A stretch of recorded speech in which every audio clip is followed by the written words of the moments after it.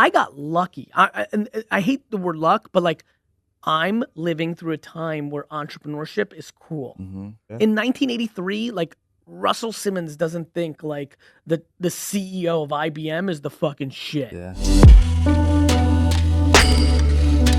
Ladies and gentlemen, we are back with a very, very, very, very, very special guest. I would argue to say your favorite entrepreneur's favorite entrepreneur, Garyvee. Thanks for having me. Welcome, man. Thanks for making this happen. That was a lot of berries. I'm fired up. One thing that you wrote that I thought was really dope was, or said, or something was, everyone said you were the wine guy until you weren't. Yeah. What is everyone saying that you are now? I think you're not. I think 50% of the people in the world think I'm a motivational speaker. Yeah.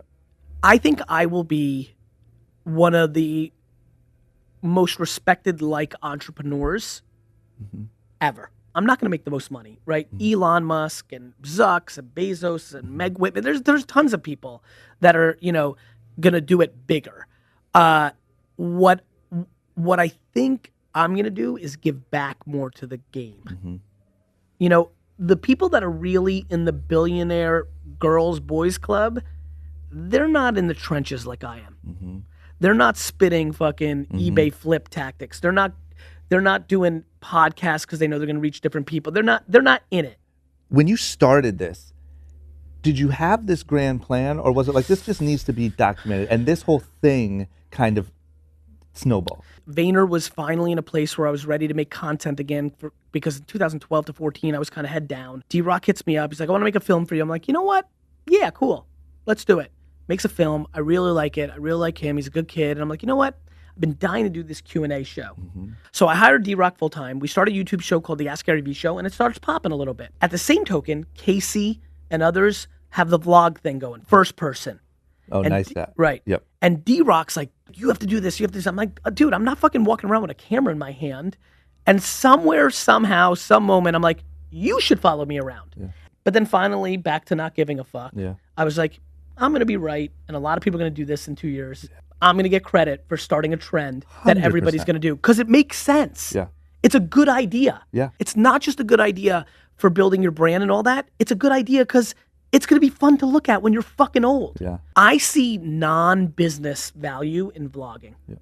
Yeah. I see personal, family heritage shit. Yeah. Yeah. You can tell there's a massive side of your life that doesn't show. My family. Yes. Right? Is it like you're working all day, but when the clock is up, it's time to go, you wrap it up, you go home, and you're just Father Gary? No, you're on not. the weekends and 7 weeks vacation, but Monday through Friday, Yeah. I'm getting home at 11:30 at night. There is no Father Gary. So they just know Kids they're have been- waiting until the weekend. Yeah, we're playing an extreme game. At least that's what it is now. Yeah. It works for me and my family. It worked for my wife's family, so it's a little bit more native to us. I'm sure for some people that's crazy. Yeah.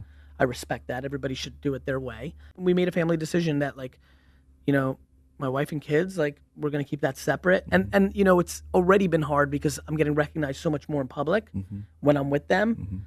But it's definitely, it's been very conscious.